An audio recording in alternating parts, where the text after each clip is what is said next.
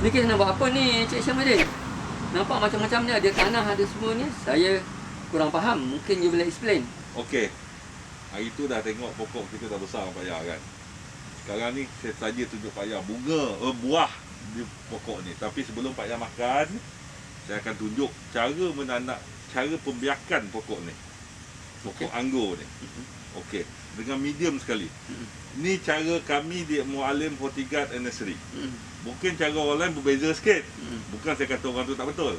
Ini cara kami dan cara kami berkesan dah. Okey.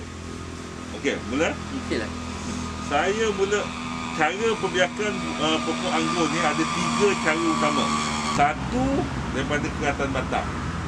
Daripada batang pokok yang matang, kita potong dan kita boleh tipuk je. Okey. Yang kedua, daripada tot.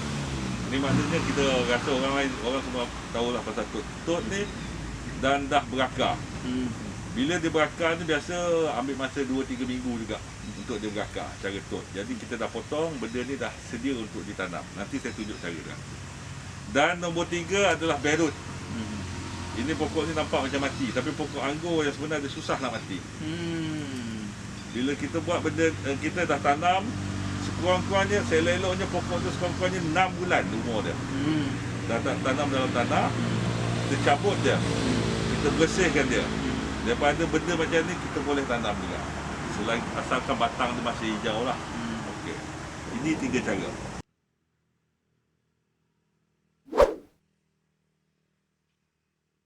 Okey, bahan medium yang kita gunakan untuk menyemai anak-anak pokok anggur ni ada 4 bahan utama. Satu, tanah. Ni just tanah topsoil. Tanah biasa, tanah merah kita. Nombor 2, sekam padi. Sekam padi yang fresh lah. Nombor 3, sekam padi bakar. Dan sabut kelapa halus. Dia punya bajuhan adalah 4 tanah, 2 sekam padi, 1 sekam padi bakar dan setengah sabut. Daripada keempat-empat ni kita campurkan.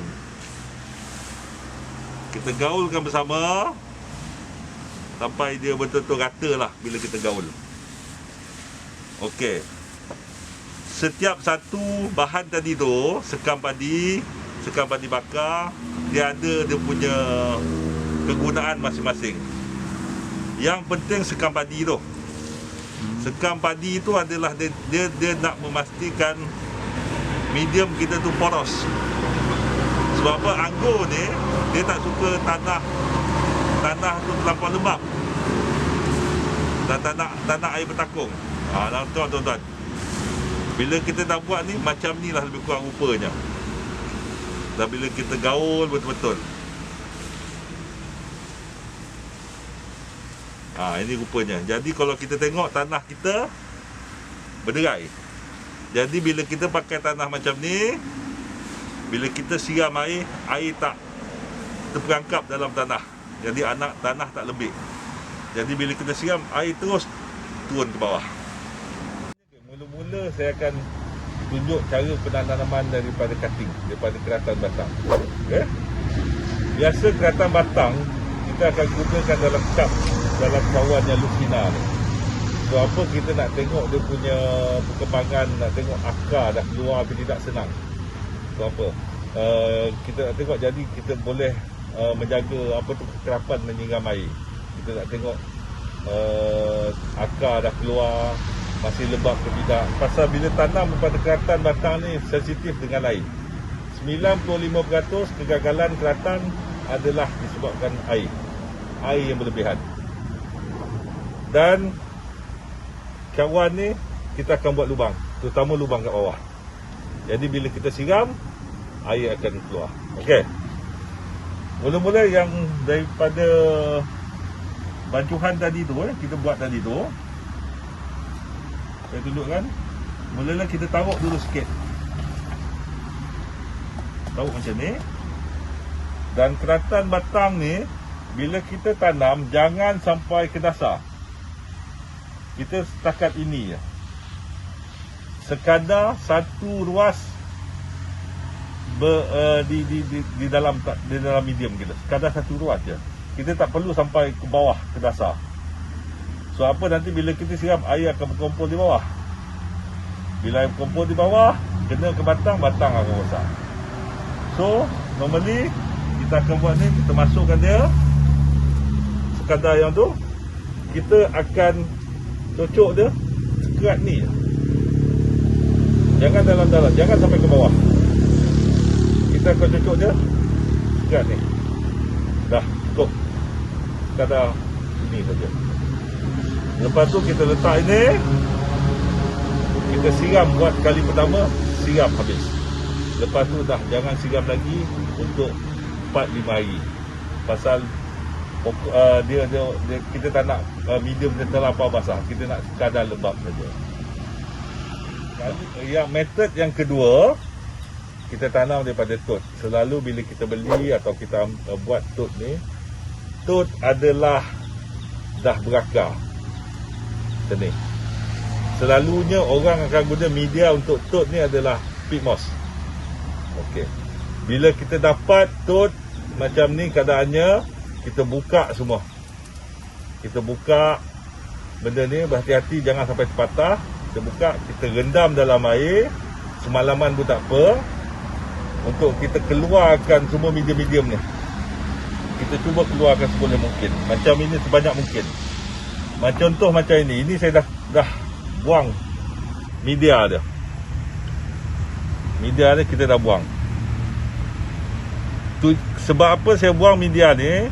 Bila kita tot dulu, kita pakai media peat moss.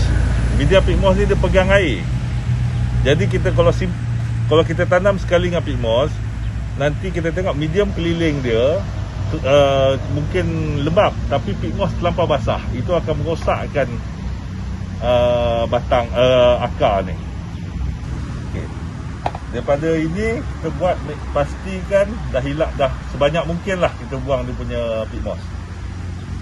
Selalu bila kita buat tanam tot ni, kita akan letak pakai pasu ni minimum 150 mm punya dana tu. Lebih besar pun tak apa, kita pakai pasu ni. Ini kita tak perlu nak observe lah, tak perlu nak cerap dia pada luar. Pasal ini insyaAllah bangkalan dia hidup lebih tinggi daripada cutting tadi. Daripada ini super juga. Bila kita tanam tot pun jangan sampai ke bawah, kita tanam kat atas sini je. Tujuan yang sama, sebab apa? Air akan berkumpul di bawah. Kita tak nak medium tu, akar tu di bahagian medium yang terlampau basah. Jadi apa saya buat? Saya taruh sikit dulu. Lepas tu saya taruh tot. Baru saya semaikan, kambus dengan tanah, dengan medium kita tu. Bila kalau nak kasih medium tu stabil sikit, kita tolak sikit kat tepi. Bukan cara ni untuk apa-apa pokok pun, kita tolak kat tepi ni.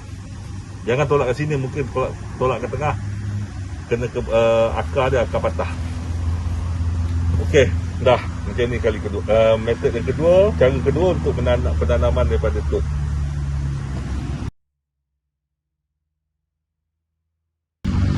Okey, cara yang ketiga pembiakan anggur ni, macam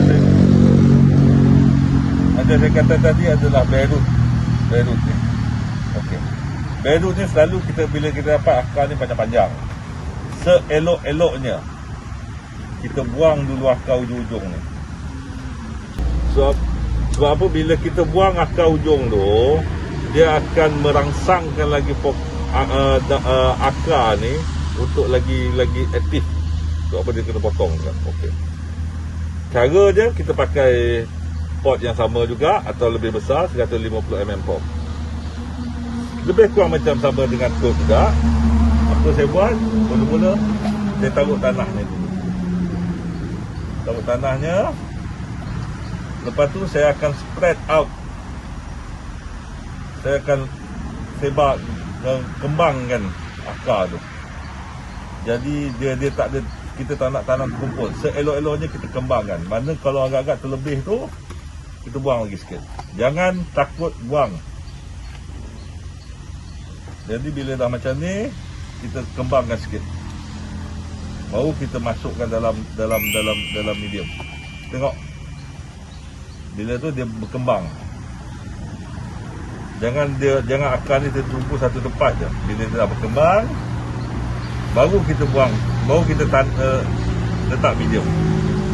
Macam tadi juga, kita tekan kat tepi je. Macam ni. Dah. Pada peringkat ini, selepas kita tanam, jangan dibagi baja langsung. Tak nak baja langsung. Baja masa ni akar yang akan tumbuh tu akan sensitif dengan baja. So pada kebiasaannya saya dalam 3-4 minggu saya tak bagi baja. So dalam media ni dah ada baja-baja just untuk akar berkembang. Lepas dah cantik, dah tumbuh, dah naik, lebih kurang macam ni. Ini lebih kurang dalam, daripada selepas kita tanam, lebih kurang dalam 3-4 minggu. Kadang-kadang ada variety yang cepat, reaktif, dia akan keluar tunas. Lepas tu dah ada 4-5 daun macam ni, baru kita bagi baja organik saja. Kalau ada yang, kalau selelongnya baja organik saja. Tapi kalau tuan-tuan gunakan baja AB kami, baja bantuan kami pun boleh. Bila pokok sebesar ni, boleh dah bagi baja AB. Kalau nak organik, kalau tak ada baja AB kami, pakai organik, baja organik. Boleh juga pakai ini, tapi dengan kepekatan 500 isi. Kepekatan yang cair sangat. Jadi kita akan siram. Siram dia kalau boleh pun pada peringkat ni, pokok sensitif dengan air yang berlebihan. Kita akan siram macam ni, tengok medium saya pun bukan basah, lembap. Saya siram dalam 2-3 hari sekali. Semasa peringkat ni, untuk pokok ni keluar pucuk, pokok memerlukan haba tapi tak memerlukan cahaya. Maknanya haba saja. Maknanya dia tak nak tempat sejuk sangat. Tempat sejuk dia tak aktif, dia tak cepat tumbuh, keluar tunas. Jadi selelongnya macam saya letak dalam RPH saya berlindung. Dia nak haba tapi dia tak nak cahaya direct. Kalau boleh, kalau macam tuan-tuan buat tu, kita letak dekat tempat yang kena matahari pagi, matahari sampai ke 9 ke 10. Lepas tu dia tak kena. Okey, apa saya maksudkan dengan siram lencun, siram basah betul-betul. Buat kali pertama yang kita dah tanam tadi juga. Maksud saya tu, siram banyak-banyak pun tak apa. Kali pertama tu kita siram banyak-banyak sampai air mengalir, sampai ke bawah. Ini yang maksud saya siram lencun. Kalau dalam tanah, dalam pasu ni pun kita siram. Jangan takut-takut sebab apa, ini kali pertama. Nampak? Sampai selagi air tak turun, kita terus berhenti. Ini saya maksudkan siram lencun. Ini untuk siraman kali pertama. Bila dah kali pertama ni, kita simpan dekat tempat, macam saya kata tadi, tempat yang berhaba tapi bukan terkena matahari direct. Selepas pada ini, kebiasaannya cuaca biasa, dia boleh tahan 3-4 hari. Biasa dengan saya sampai 4 hari. Dia boleh lembab. Lepas 4-5 hari, kita check sikit. Squeeze lah dengan tangan sampai ke bawah tu, basah lagi ke tidak. Kalau dia dah masih basah, tak usah siram. Lepas 4 hari tu, tak usah siram. Kalau dia agak lembab sikit, kalau perlu, kita siram sikit je. Siraman yang kedua, sikit je. Tak usah banyak-banyak. Sebab apa, kali kedua tu, kita nak dia lembab. Medium nak sentiasa lembab, bukan sentiasa basah, sentiasa lembab. Okay. Pak Yan nak ucap terima kasih pada kawan-kawan yang telah view, like, komen dan subscribe video-video Pak Yan ni. Percayalah, setiap komen video, like, view, subscribe. Tuan-tuan ni memberi semangat kepada Pak Yap untuk berkarya, membuat video yang lebih baik dan lebih menarik, lebih bermanfaat untuk kawan-kawan semua. Kita jumpa lagi di video anggur yang akan datang.